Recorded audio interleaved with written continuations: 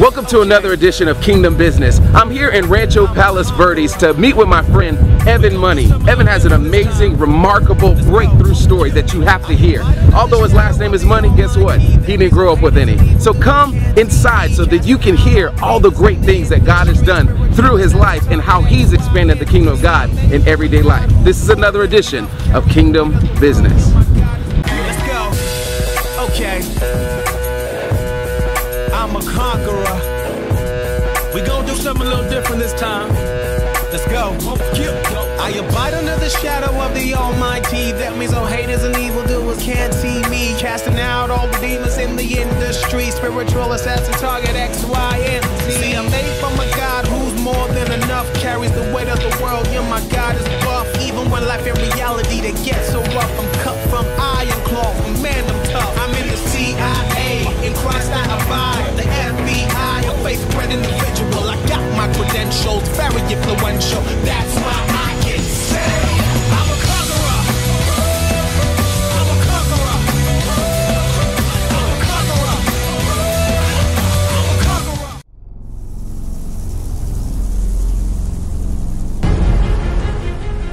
Evan Money, best-selling author, global entrepreneur, executive producer, and star of the groundbreaking film Words of Art.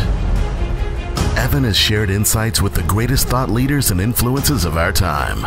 Evan personally coaches world-class achievers in the 3 pillars of true success. God already preloaded us with greatness. We just have to let it out. Evan and his bride remarry in a different state or country every year. From a ceremony with the Dolphins in the Bahamas to legendary Lambeau Field in Green Bay, Wisconsin, Evan lives his dreams and will empower you to do the same. Please welcome Evan Money. So Evan Money, last name Money, didn't grow up with any, which is real funny. That was a rhyme. No, but I love your story, and so just share with us, you know, how you got to this level of success. And the success that I want to share with everyone is you have a soon-to-be sold-out movie, you know, Words of Art, that is just topping the charts all over the place. Books, you've helped, you know, athletes, pastors, motivators, entrepreneurs all over the place. How do you go from a place of just destitution to the place where you're now influencing the lives of influencers? My favorite mentor to me, or one of my favorites that really has been shaping me for the past 20 years and continuing, is Jim Rohn. And Jim Rohn taught, that's really why I made my first film and put a whole little tribute to him. And he's big on philosophy. And I make my kids listen to Jim Rohn. And so my daughter, I remember her being 3 years old in the back seat going, "Key, philosophy." And so philosophy, sometimes that word for a lot of people is like, philosophy, what is he talking about? So Jim Rohn always talked about the set of a sail. You know, we all are out to sea. We're in the same ocean per se. We have the same winds coming against us. And the philosophy really is the set of the sail, or where are we going to put the sail?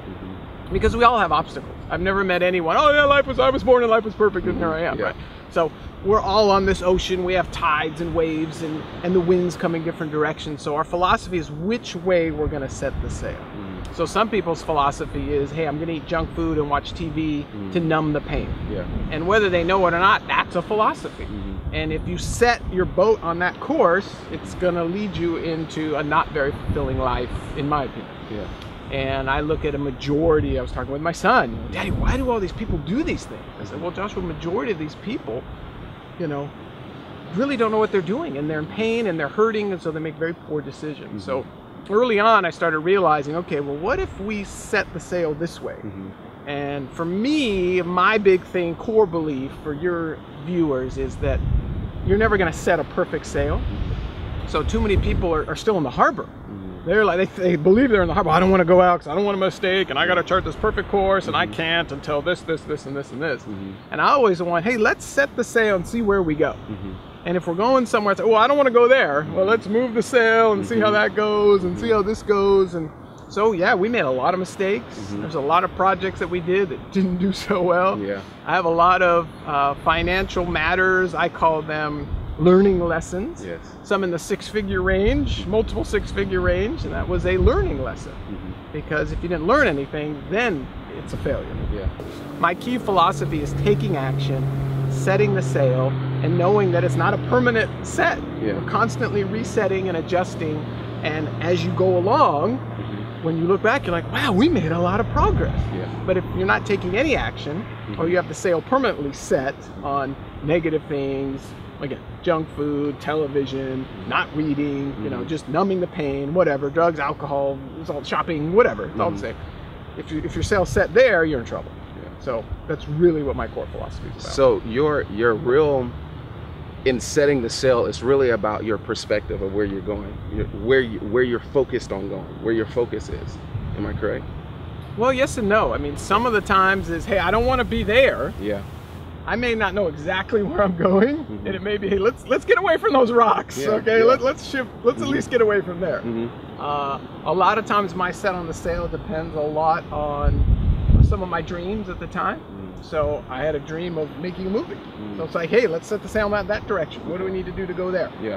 Other times, depending on association I'm around, they'll stretch me and say, man, you got to check out this island way over here. Oh yeah, let's go there. Yeah. Okay, let's do this, or let's go here. So again, it's a constant shift. It's never this set, here we go. It's always moving. Always moving. And I'm glad that you said that, because the road to success is not a straight path. Otherwise, everybody would be out here at Rancho Palos Verdes. I mean, it'll be overpopulated pretty much, because the road to success is filled with obstacles. And so there's an obstacle that everyone has to overcome. So what are some of those obstacles that you had to overcome? We understood failure, but what was one of the biggest takeaways of just the obstacle that I just had to get over in order for me to get to the next level? Oof. One of the biggest obstacles for me is the F word. And yes, I know the audience here, so that F word is forgiveness. Okay, Yeah. and that really was the largest obstacle for me success-wise. So we'll take the short story and then we'll back it up. So the year that I finally ended up forgiving my dad for all the father-son issues, so all the sons out there with father-son issues, yeah, I'm president of the father-son issue club. Yeah. So join me, won't you? Okay. So the year I finally forgave my dad, I tripled my income. Wow. And it wasn't a coincidence. It's because I was carrying all this dead weight like an anchor. So Wow. just imagine dragging an anchor around. Yeah. And you wonder why you're so tired. You wonder why, man, I just can't get to these opportunities. Like someone always beats me there. And why am I so tired? And why is it such a drain? Well, you're dragging this 100-pound anchor of forgiveness around. Yeah. In one of my earlier books, I talk about most people are carrying their anchor around their midsection. I mean, a lot of people have 20 to 40 pounds of unforgiveness that they're carrying. Yeah, you know, when I read that in your book, it was the book One Day Diet, right? And a phenomenal book that everyone has to get. But it really is all of the books that you could read on nutrition and dieting and all those different things, you can find in this little small book. It's the most powerful book that I've ever read on dieting, because it cut through all the fat of this is what you do, this is how you do it, all the different stuff. You just got straight to the point. You give great references in there. But when you got to that point, I said, wow, how many people are really walking around with just this weight of unforgiveness and bitterness and blaming other people of why they can get to the next level. So great understanding. Let's go more into the story. Okay, so again, father-son issues. Yeah. So came from a normal dysfunctional family. I mean, again, we've all got our stories, right? And everybody's story can be as crazy as, I mean, I've heard them all, right? So as far as craziness and dysfunction, you know, depending where the scale is, whatever. So mom and dad divorced when we were young. Didn't think it was a big deal because that was normal. That's what everybody does in the 70s, right? So went to my mom's during the week and my dad's on weekends. Unbeknownst to me, my dad didn't know how to be a dad. His dad was never around. My dad is much on the older scale. My dad grew up in the Depression. And so he didn't know what a father was because his dad was always trying to find work. So it was, you know, just that's the way my dad was. My dad was a structural engineer for the defense and the airline industry. So his job, we'll get into that later, his job was to look at items and find out what was wrong with them. whether it be an airplane wing, whether it be a rocket wing, whatever, he would walk into the big factory, find out everything that was wrong with the item. He'd say, this is wrong, this is wrong, this is wrong, this is wrong, this is wrong, fix it, and leave. Wow. And that's what he did 5 days a week, 8 hours a day. So on weekends, we'd come home, hey Dad, here's my report. What do you think? This is wrong, this is wrong, this is wrong, fix it. And then he'd walk out of the room. Wow. Thinking that that's how he's showing love to us. Because that's all he knew. And so we're like, oh, my dad hates me, I'm worthless, you know, all the nonsense, right? So after years and years and years of that, finally we just shut it off. We're like, we're just not gonna tell our dad anything. You know, forget it. And even into my 30s, I remember telling my dad about the projects, and we're gonna do this, and well, this is wrong, this is fine. Forget it. Finally, it finally arrived on me that my dad, in his warped way, because he was really just emotionally retarded. He didn't know. He didn't have a father. It was like, oh, he doesn't know. He actually thinks he's helping. So it was like, all I can do is just love him. So I got to the point where it's like, what's the one thing I can be excited about for my dad?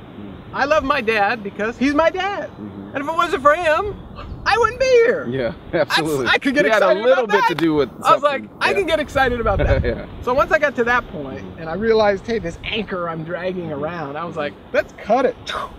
Cut it. I still remember the Father's Day, had him come over, gave him a card. I still remember the look on his face, and I was like, it's over. Now, it doesn't mean I still wasn't hurting. It didn't mean that stuff didn't happen. It just means I wasn't carrying the anchor around anymore. So I was like, ah. And again, I tripled my income. Everything started skyrocketing from that point forward. And it was like, wow, there's something to this forgiveness thing.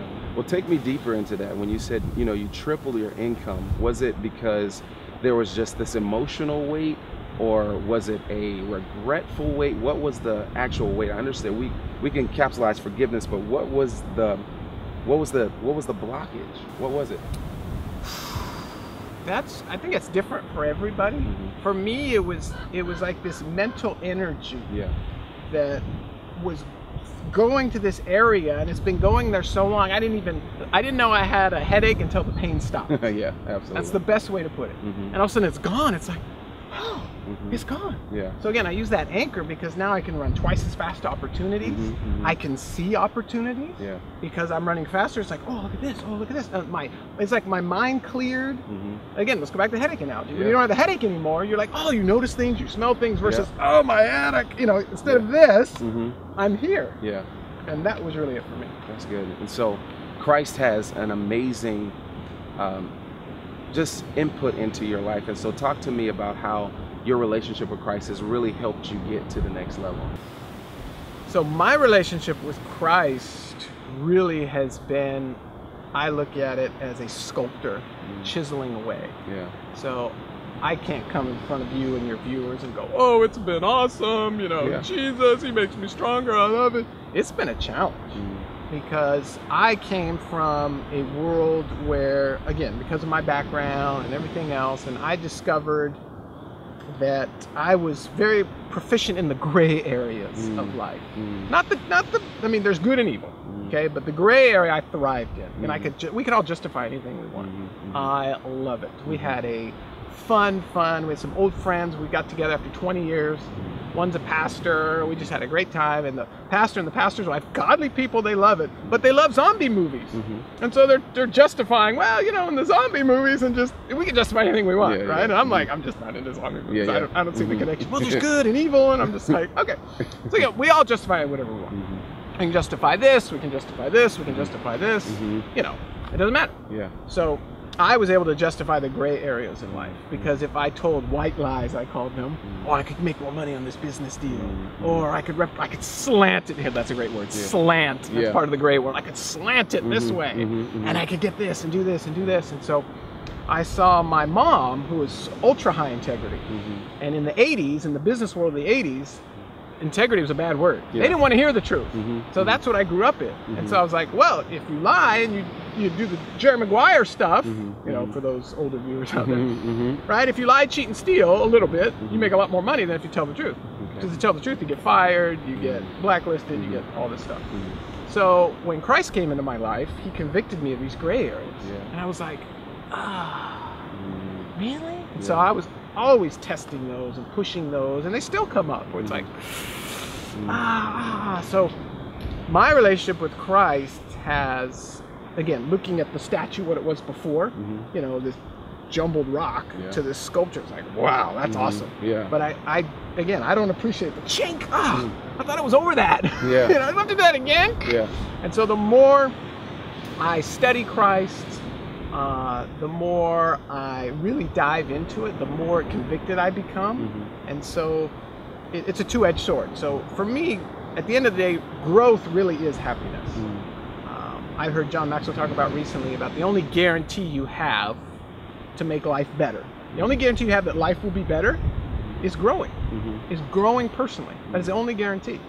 And again, I believe truly that growth is happiness, but growth is also, you know, you have growing pains. Yeah, very painful, I was gonna say. Yeah, I talk about all the time in the fitness world, right? You know, the way we work, you know, no pain, no gain. Yeah. Or you want to work out, you want to tax and, you know, the muscle so it grows, and so you lean out, right? Yeah.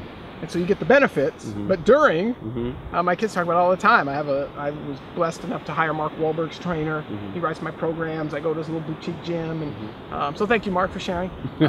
But my son's like, Daddy, you gonna go work out? I'm like, yeah. He goes, well, have fun. I'm gonna go, no, that's not fun at all. Yeah. Then whenever I come home, my bride goes, how was your workout? I'm like, it's over. Yes. Yeah, so exactly. I don't like the workout. I like the result. Yes. And it's the same thing with Christ. I don't necessarily like being convicted of things. I don't like, but I love the results. Yeah. And so to me, the two-edged sword is growth is happiness. Because I can just look back and go, gosh, what would I have become without Christ? Yes. And here I am with, and all the blessings that he brings from that growth. Yeah. And we go back for the vine and the branches, right? Nobody ever talks about pruning. Well, give us the sermon on pruning again, will you? It's like, no, let's talk about the growth. Yeah, let's talk about the growth. Yeah. So with all that, I always talk about the classic, you know, you can pay the price. Some people pay the price. You got to pay the price. I don't want to pay the price. I don't pay the price. I focus on the benefits. Yeah. So I understand the price has to be paid, but my thing is, hey, let's look at the benefits. Let's look at the growth. Let's look at the results from this relationship. But understanding that there's growth involved with my relationship with Christ. So that's awesome. You know, and I think that every business owner, every person that just wants to grow in general has to make sure that they look at Jesus as an example. The Bible tells us, look unto Jesus, who is the author and the finisher of our faith. Now, this is the great thing. He said, who for the joy, the benefit that was set before him, endured the cross, despised the shame, and he sits down at the right hand of the throne of God.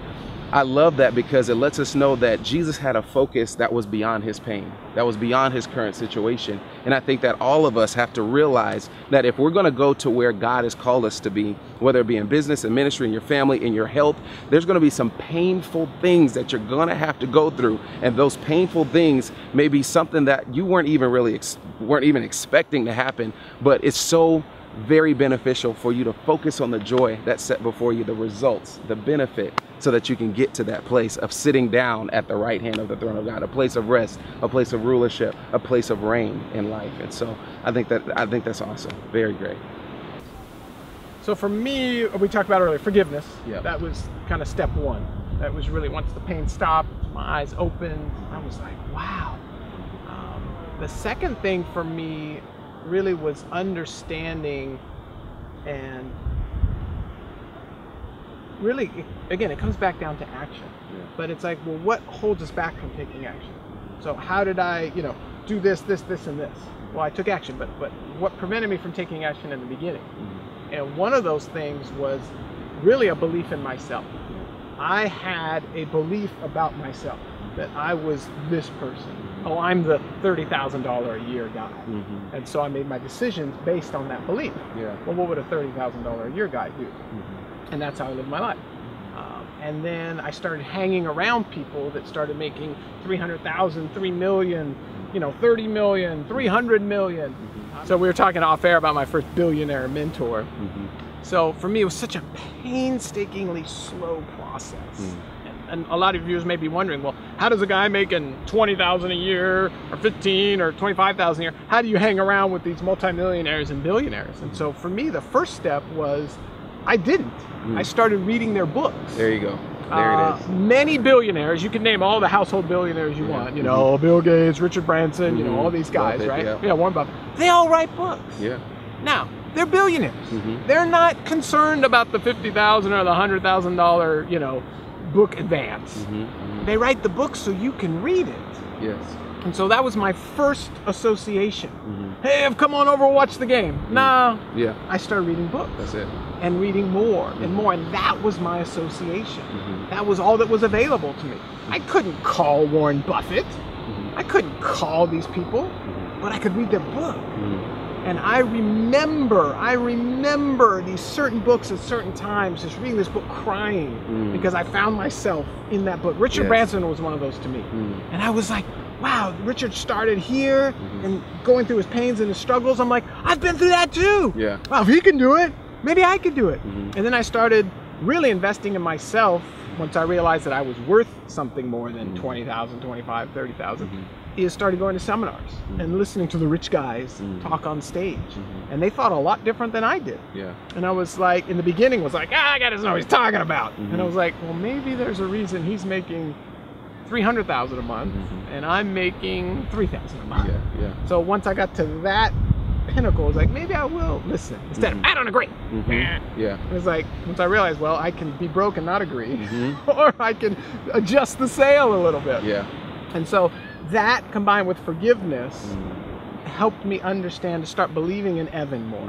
And the more I started believing in Evan, the more my actions shifted. Yeah. And people, when I first started making the movie, I got calls from old friends like, man, how'd you connect with Joel Osteen and Darren Hardy and all these people? And how'd you get Zig Ziglar and all these guys? And I was like, I called them. Yeah. What do you mean you called them? Is that legal? Yes. Like, yes. But the Evan before would have never taken that action because I didn't believe in myself enough. Yeah. And so that's really what it came all down to. So one of the biggest mistakes I've ever made in my life is not believing in me. And understanding that, again, for me, it was such a very long process to recover from my background, from public school, from all the stuff. So for you, people watching, that's why I write the books that I write, to help people fast forward that process. Because once you're able to believe in yourself, you're gonna get off your boat, move the sail, okay, and start taking action on the dreams that you have. God gave you those dreams for a reason. And the people, and the reason that people, and you come up against challenges and the people that don't understand your dreams, the reason they don't understand is because God can give them the dream, He gave it to you. That's right. And He's waiting for you to take action. So that's kind of the whole process, is forgiveness, belief in yourself, and that allows you to take the action. That's awesome. You know, the Bible says that we have this treasure in earthen vessels, and this treasure has to be found. It has to be uncovered. And because we have an enemy, the enemy that wants to steal, kill, and destroy, his whole MO is to cloud your life and to clutter your life and to put as much stuff over that treasure. So if he can get someone to hurt you, he can get someone to violate you or to get you off track, that's a longer process than you uncovering the real true essence of what God has placed on the inside of you. And so I think that that's what we're talking about today, is really uncovering all of those different things that are keeping us from getting to the next level in life. And that's why I wanted to interview you, because you came into my life this year, and one of the things that I made a point to do this year was to make this the year of no fear. And I was gonna go after every desire that I think in my head, I dream in my head, if I could only, you know, speak, if I could only finish a book, if I could only have my own TV show, if I could only do those things. And I made a decision. I want to do these things. So I took action and I started doing the things that I was scared of, you know, believing in the gift and the treasure that God had placed on the inside of me. And now we sit here today, you know, and I've gotten the chance to meet you, your book. Totally, you got to get the book, Take Action. It is a phenomenal book. It helps you get out of that rut of, oh, I don't have the money, I don't have the relationship, I don't have the connection, I don't have the job, whatever. It gets you out of the rut of the things that you don't have to say, you know what, because I don't have it, I do have enough in me to go ahead and start. So Evan, you have words of art, you have your books, you have a beautiful wife, beautiful family. I just am in love with your family. It's awesome. So how do you balance all of those things together? Well, you said the B word, And that's a lot like the F word, which is balance. And so what I've worked with you on, and now I'm going to help your viewers understand, is that there is no such thing as balance. And it's time to eradicate the balance lie. That is probably the greatest lie ever told, especially to wives with families and children, is the lie of balance. Or to an entrepreneur. You know, the balance lie, I think, is so destructive to anyone, because there's no such thing. So let's look at from the beginning. Let's talk about a mom with a newborn baby. Now you have little ones in the house. You have newborn. Let's talk about all the balance, all the sleep you get, all the balance you get, all the everything. There is no balance. Okay. Well, when the kids get out of diapers, then there'll be balance. No. Then they're running around, get everything. So there is no balance with children. Let's look at, for the younger folks watching this that are in school. You got a full semester load, full load of credits or whatever. Yeah, there's no balance there. Let alone law school, medical school. Yeah, let's talk about the balance. Oh yeah, I'm getting 8 hours of sleep. And, you know, right, okay. Then we look at any kind of profession, any kind of professional sports, for example.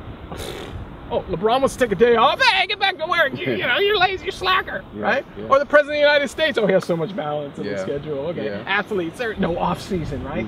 There is no balance.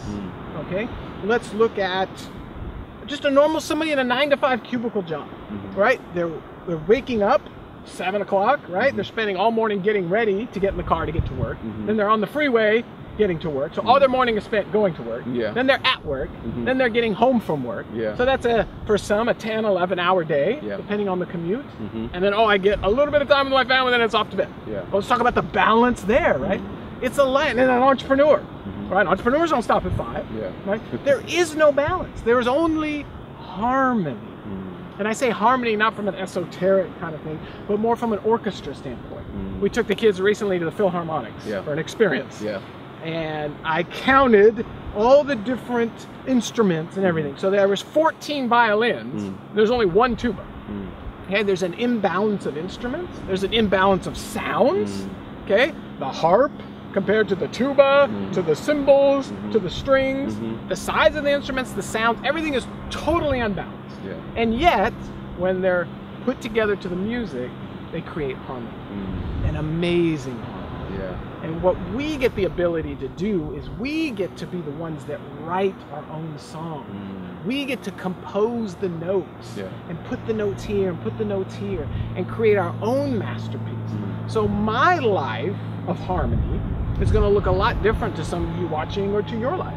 A lot of people look at my life and say, okay, here's a guy that, you know, has all the stuff going on. He homeschools his children. He's got a stay-at-home bride. He's making movies. He's in business. Oh man, that's way, you know, that's not harmony to me. And I look at other people's lives, like a CEO of a corporation. I'm like, I don't want. That's not harmony to me. So we all make our own music. And what's great about music is it's not the same tone, right? There's highs, there's lows, there's ups, there's downs. And if you had music that was just in one area, that'd be pretty lame music. So you gotta have the highs and the lows. And everybody's music is different. And so I don't judge people by their sheet of music. You know, I say, wow, that's pretty interesting music. I may see a couple notes that I like. Oh yeah, let's see if we can add that in mine. But you don't have to play the comparison game. Like, oh, my music has to look like theirs because they're more together. It's like, no, free yourself, write your own music and enjoy it. And so for me, 2 days ago, I had I have a home office. We got rid of all the warehouse, all the stuff. I have a home office. It's 2 o'clock in the afternoon. I'm sitting in the backyard with my son and he's reading me jokes and stories. And I'm like, I'm liking this. This works for me. So that's my harmony. Other people are like, no, I want to be hard charging and do this and do that. So eradicate the balance lie and realize that it's just about creating your harmony, not my harmony, your harmony, and understanding you can enjoy it and you don't have to defend it or anyone else. It's like, hey, this is my harmony. So I have friends with younger kids and they laugh now when they call me, they go, oh, I hear the little ones in the background. There's my harmony. How to make it work. So I just want to free the viewers there to understand, eradicate the balance lie and bring harmony into your life. That's very interesting, you know, that you say that. You know, we all have to make a decision how we're going to live and how we're going to set the sail and who we're going to allow to run our lives. Is it going to be the media? Is it going to be the billboards? And that's why you moved out here, because you didn't want a image or a lifestyle projected on your children that you didn't approve of, and so you've gotten a chance to really be able to shelter them from all of the craziness that goes on, you know, throughout everything that we can encounter, and say, okay, this is how we're going to live. We made a decision, you know, to put God first, to make sure that He's the first and foremost in everything that we do, that we don't just think of, it's not this whole, you know, if it's gonna be, it's up to me type of mentality. It's okay, if it's gonna be, I have to consult God before I do anything, because the Bible tells us that, you know, in all of our ways we should acknowledge God, and He will direct our path, and He's gonna lead us down the pathways that are best for our lives, and in that is creating that harmony. And so I just want to thank you so very much for your time, and, you know, all the things that you have implanted into our viewers. And make sure that you go and support Evan. You can go to evanmoney.com and see all the different things that he has going on. Of course, Words of Art is premiering really soon. It's already been in the movie theaters, but it's going to be on TV. So if you have Dish, you can actually find it on Dish. And so we want to make sure that we support our brothers and sisters who are doing big things for the kingdom of God. This is what the Kingdom Business Show is all about. It's about expanding the kingdom of God in everyday life. And so with that being said, thank you so very much for tuning in. This is Tori and Scott and Evan Money signing off. We'll see you real soon.